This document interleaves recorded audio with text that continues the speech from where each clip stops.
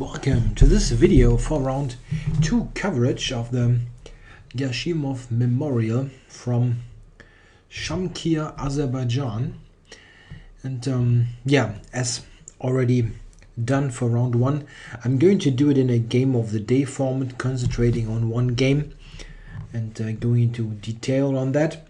And this round is pretty much a good example why this can be a good format to cover that, because, well, out of the 3 games we had 2 draws between Caruana and Kayakin and Mamedyarov and Rajabov, and those 2 draws were really not very interesting, to be honest. Caruana Kayakin was a Berlin Wall where they pretty quickly traded lots of pieces. And the fight in this endgame really is about small nuances that are very tough to figure out, really, for the commentator.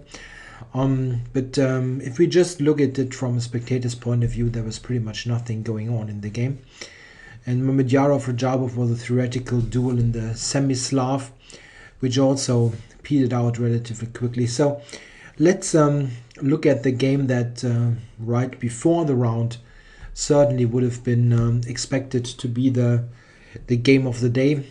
Sort of a modern day classic already between Magnus Carlsen and Hikaru Nakamura. Let's see what was happening in this game.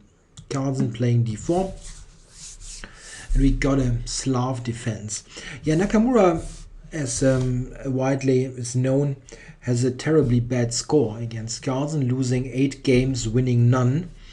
And he even had, back in February, about 2 months ago, he had this amazing game where he had white in the f3 Nimzo Indian, where he had a totally winning position against Carlsen and even lost it at the end. Bit of a really tough opponent, Carlsen, for Nakamura. I mean, Carlsen is a tough opponent for every player, but for him it's especially terrible considering the score.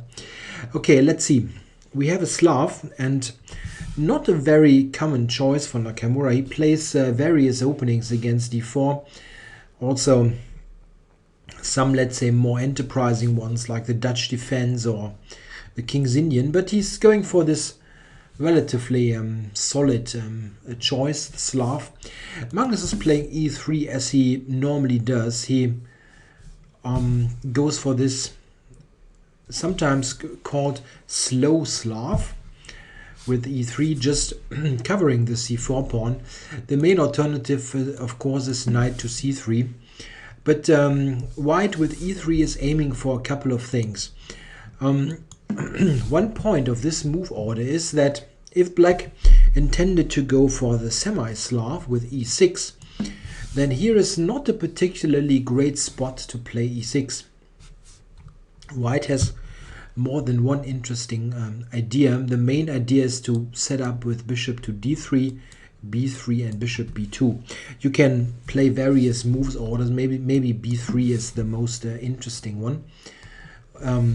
Also employed by Kromnik, and this can lead to very nice positions for white, like, for example, I'm just putting the general setup on the board. Something like that, for example, might easily happen with white even going f4, queen f3, queen h3. That's quite nice. e3 is pretty much a move that fights against e6 setups. And it asked black an important question: what are you going to do now? Black has various moves. You can play g6, for example, or you can play the main move, bishop f5, also done here in the game. A very logical move, of course, preparing e6, bishop e7, castles, with a very harmonious setup. So, what is white's big idea here? He has actually played e3 to sort of make his bishop on c1 look rather silly, but that's not the main point. We see that after knight c3, white has taken control over e4, and or let's say looking at the square, and he prepares a move that will gain him the bishop pair. After e6, knight h4 is the idea.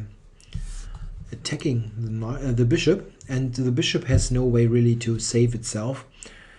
Bishop g6, for example, is a move, and in this structure white has gained the bishop pair.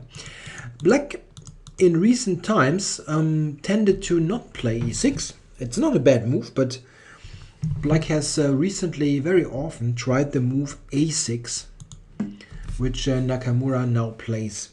And that's also a very sensible line. In fact, Carlsen, as Black, has played this as well, so a very popular way to play. Yeah, what is the point really? A6 is a good multi-purpose move. It's also preparing two things. If white attacks here, yeah, you can play b5 as a response, or you can play rook a7 even, which is the main move. It's a good defensive move on the queen side, and it gives Black, of course, some added flexibility for meeting knight h4. Here Black even can consider to completely retreat. It's not a terribly bad idea, because the knight on h4 is looking totally silly. Yeah, Carlsen played bishop e2, quite a normal move, developing the bishop, preparing castling.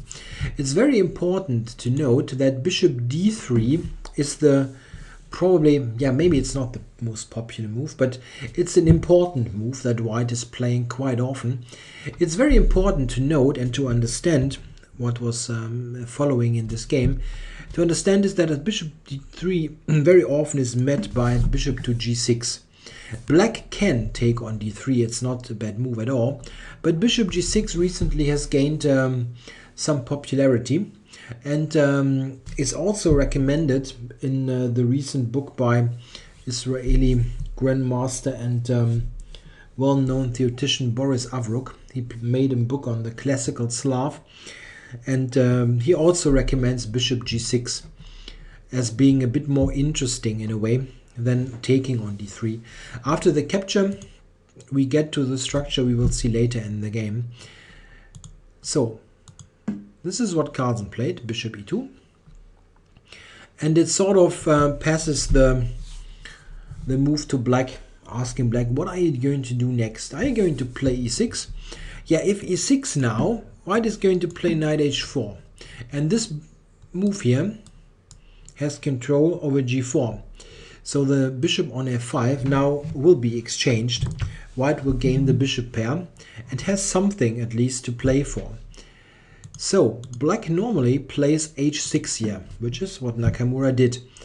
Now just taking the time to get this nice retreat square for the bishop. Yeah, and now Carlsen is playing a quite remarkable move. He just plays bishop to d3. It looks a bit silly, right? First bishop e2 and then bishop d3. Yeah, but it has an idea, a very concrete idea. Bishop g6 now is completely useless, as white is going to take and attack g6, winning this, and white is totally winning here. So Black cannot retreat now and is basically forced now to take on d3, which is mentioned is not a terribly bad thing, but it has avoided this bishop g6 idea. So white basically has traded a tempo for this let's say somewhat superior setup with the trade on d3 instead of bishop g6. Yeah, and the pawn on h6 is Black's extra move, and it's sometimes questionable if this is really a helpful move. It turns out that quite often it seems to be a slight weakness. We see what happens next. e6, castles, and now bishop to b4. That's a very common setup in this line. Black is setting up the idea to just take on c3, the right moment, to gain better control over e4. Black also, instead of bishop b4, can play in a somewhat more restrained manner, let's say knight d7, for example, after which white here or in the next couple of moves can play e4. And this is also an interesting point with this h6 move. If you consider this type of structure, black would actually really prefer to have the pawn back on h7. It's not a big deal, but there is always this kind of idea to maybe sacrifice on h6 after there has been a short castle. White sometimes plays moves like, let's say I just put it on the board just for argument's sake. This is not maybe e3 is a silly place. Let's say here. Yeah, and just imagine white playing, let's say, rook d3 and intending to here to smash on h6. Black really would like to have the pawn back on h7. It's much easier to play. You don't need to worry about those ideas. It's not a winning attack or in any way super fantastic for white, but it is a slight inconvenience to have the pawn on h6. So a very interesting way to play. Okay, but Nakamura played, as mentioned, bishop to b4, which is preventing e4. Bishop d2, and now castles, and rook d1. Yeah, this is a very nice strengthening and waiting move. And it asked black an important question. Do you want to play knight d7? It looks like a normal move. Yeah, unfortunately, this isn't a normal move, as white has the very nice tactical trick knight takes d5, which immediately wins the game. It's just winning a pawn, funny enough. Yeah, black, if he takes on d2, check, will have lost the pawn. If he takes here, white takes on b4. And the real point is knight takes d5, which is covering b4. Now white has blundered a piece. After this, this is answered by this intermediate move, or as it even sometimes called in English, Zwischenzug, a German word. Very nice or intermediate move. White is winning a pawn with no problems whatsoever. He's even having the better central control. So this is a nice trick. Black cannot play knight to d7 here, which is the normal flexible move. In fact, what Nakamura did is he just traded on c3. Also not uncommon. And knight d7. b3. Very normal looking strengthening move. Queen e7. Rook to c1. Rook to c8. And now queen e2. Yeah, queen e2 is a good multi-purpose move. It gets the queen out of the d file, and it introduces some ideas. Let's say queen e1, bishop b4 could be a little idea that white now has after queen e2 was played. Yeah, and around here, in fact already around here, it is very interesting to check the next couple of moves, because I believe that during the next, let's say we are on move 15, during the next 6, 7, 8 moves, black is sort of step by step with each move being pushed back a little bit. And this is quite remarkable, because it happens in such let's say innocent looking way. The white moves don't do much, but somehow he's making progress. Let's look what's happening. He played knight e4 here in this position. Nakamura, bishop b2. And now the next 3 moves, let's say, I think are somewhat, maybe not really, they don't really work well together, to be honest. Nakamura played rook f to d8 here. Normal looking, but he will proceed with f5 later. And if you want to play f5, really, maybe you should do it yeah, right here. I'm not totally sure about the merit of this move, but I feel if you intend to play f5, why not do it while the rook is still on f6? I'm not saying that this is particularly great, but I don't really see the big benefit of having the rook on d8 if you play f5 anyway. Even here, knight e1 to d3 is probably a bit better for white, but if you want to play f5, probably better do it now. I'm not sure though that this is a great plan. I mean, we can look at what happened in the game. He played rook d8. Now Carlsen played knight to e1. Yeah, this is of course a good, very sensible move. He wants to put the knight on d3, and on d3 the knight is looking at so many important squares: e5, c5, even b4. It might be an option to put the bishop on b4, for example. And of course knight e1 also intends to play f3 at some point, after which there also is the idea to later activate the bishop c3, e1, g3. Yeah, these kind of maneuvers are just very strong strategically. And knight e1, very good move. The problem for black is, I mean, you don't feel like he has done anything wrong, but what exactly is black's idea now? Did it do anything good to put the knight on e4? I mean, if you place it on e4, you probably should play f5 at some stage, but does f5 really help? I mean, I really don't know. Maybe black should just stay totally put and do nothing, but this is very difficult to do. In fact, he played knight to d6, yeah, trying to make some sense out of knight e4.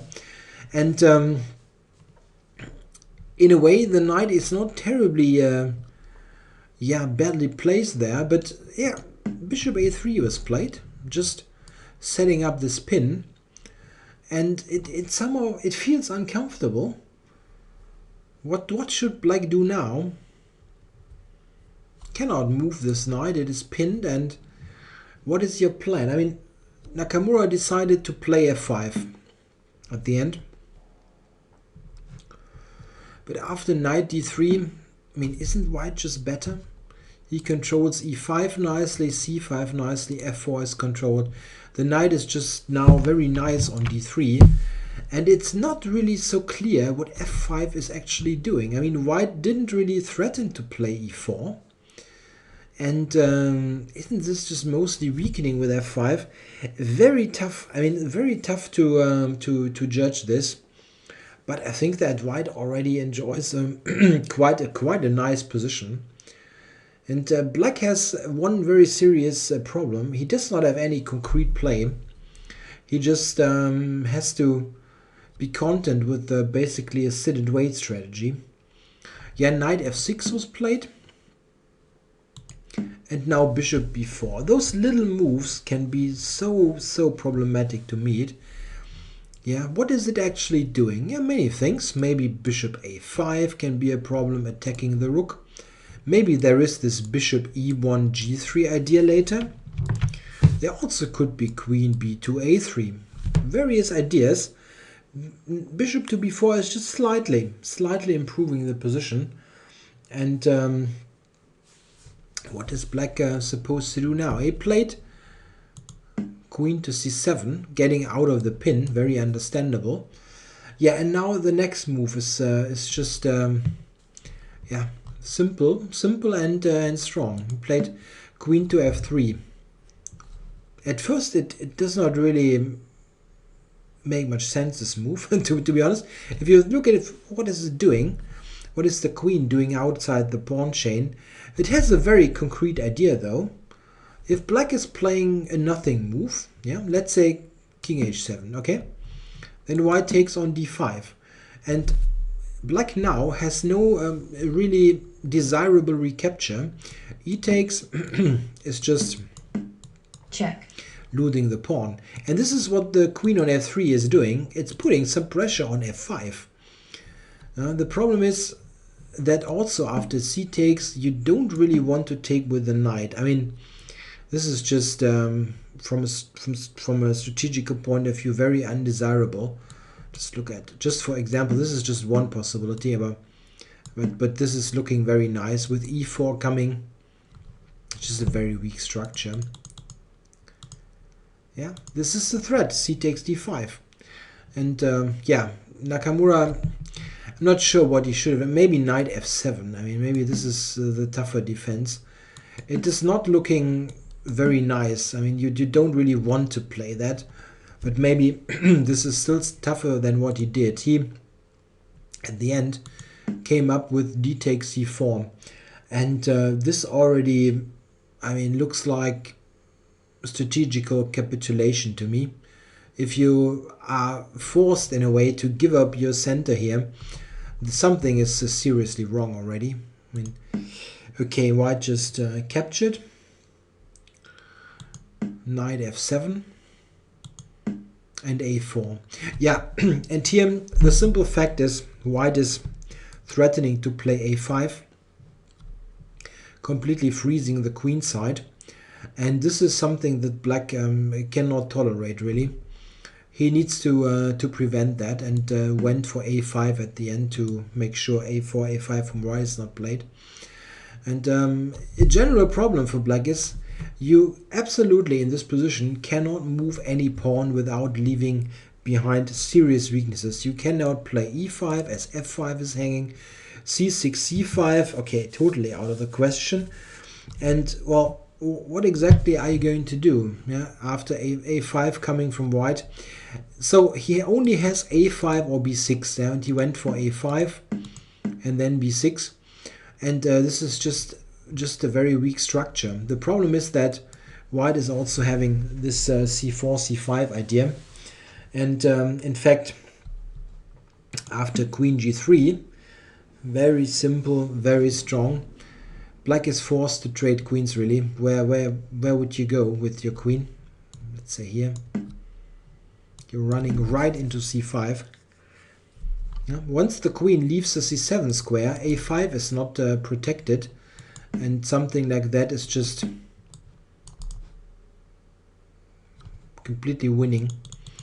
Yeah, he basically must trade queens. This is what happened. Yeah, and now you're sitting on this b6 pawn, which is just totally weak. Yeah, and of course there is the threat of c4, c5. So if black plays a nothing move, c5 is basically resigns, yeah, because you will lose one of the pawns here, just like that. Yeah, rook takes, everything's good. Knight takes also good. So he must react to the c4, c5 idea and went for rook a8. Not much fun, but what else is there? Yeah, and now f3, controlling even more squares. Note that the knights, they absolutely have nothing to attack here in the position. They are simply pretty much useless pieces. Yeah, rook b8, and now just rook c2. Every time in the world, just this, and what are you going to do with b6? The combined pressure on the b file that will come up together with c5 is basically, yeah, forcing black to do anything here, to do something. And he played b5. It looks a bit strange because it gives up here this great square, but it really was a choice between various things that you don't really like. Yeah, knight c5 was of course played. e6 is now attacked, and black has no real defense here. Takes, and he just recaptured. If white takes on e6, there is this somewhat annoying counter idea. e3 is hanging, and also rook e8, so not really useful. Just take here, and this is much simpler. This is weak, this is weak, this is weak. Yeah, and white is actually also, he is really attacking the weaknesses. I mean, you could argue that, let's say, g3 is not terribly strong, or e3 is a weakness, but there is absolutely no way black is attacking them, while white's pieces are just about to take all the weaknesses. e6, a5. Yeah, and the rook is also pointing towards the c6 pawn. While here white has everything nicely protected. A3 is protected, yeah. Everything's working perfectly together. Yeah, Nakamura played knight d5 here. Bishop d2 and e5. At least trying to get rid of the e6 weakness. This was successful, but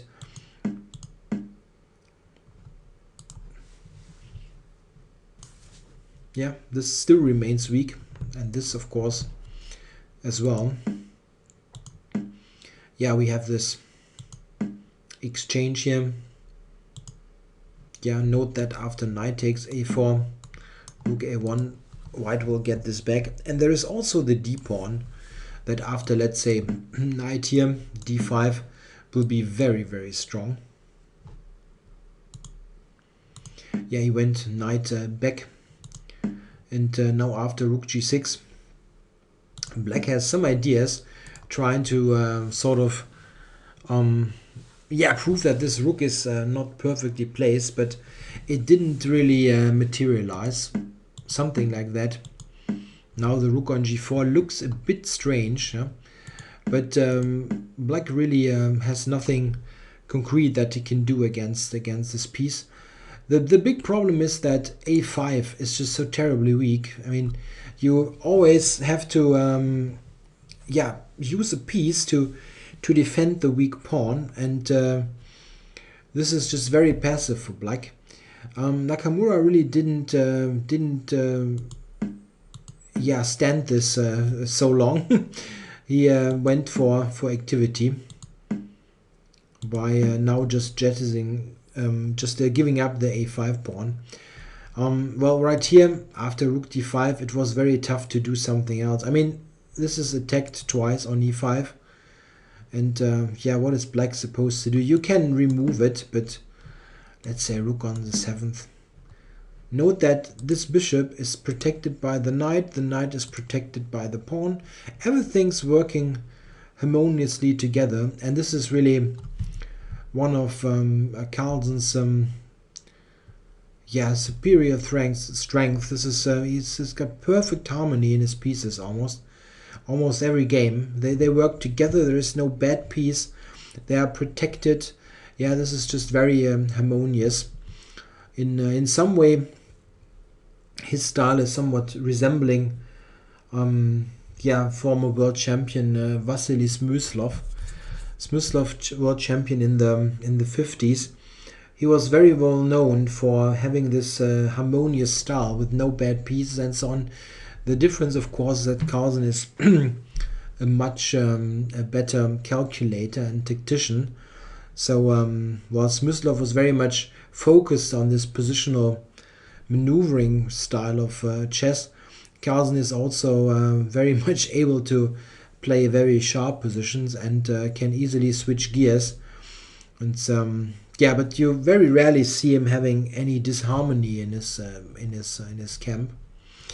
Okay, in this game here, e5, as mentioned, was hanging, and Nakamura protected it, giving up the pawn here on a5 for some sort of activity here on the rook. But yeah, it just went to f5. This is just very nice. Those two rooks, they have a look at those important square, and yeah, really, black is getting nowhere with his activity. This is actually strong, rook d1. The idea is to go to a1 and then just push the a pawn. After knight c4, rook c1, so this trade. And black playing rook a3. Yeah, it's still white is 2 pawns up. He's got this very strong knight on e4, and he will now coordinate his pieces for the final attack here. Just slowly improving, giving black absolutely no counter chances. This knight is quite a sad piece. It will never ever get to any great square. Yeah, this was happening. Yeah, there was this idea, of course. So king h3 played, king g8. Yeah, and g5. Yeah, well, just getting rid of this double pawn. Check. Check. Some checks. And after rook g4, Nakamura had seen enough and resigned. Yeah, white now has a very simple winning plan. He would just go over here and then push the a pawn. Black has absolutely nothing that he can do against it. So the second win for the world champion Magnus Carlsen. He had started the tournament with 2 white games and has won both of them in very, very convincing fashion. I mean, combined, those 2 games are like 100 moves, and I don't think he made a single mistake or anything. Just amazingly strong. What I really find mysterious, a bit mysterious about this game is, we go back.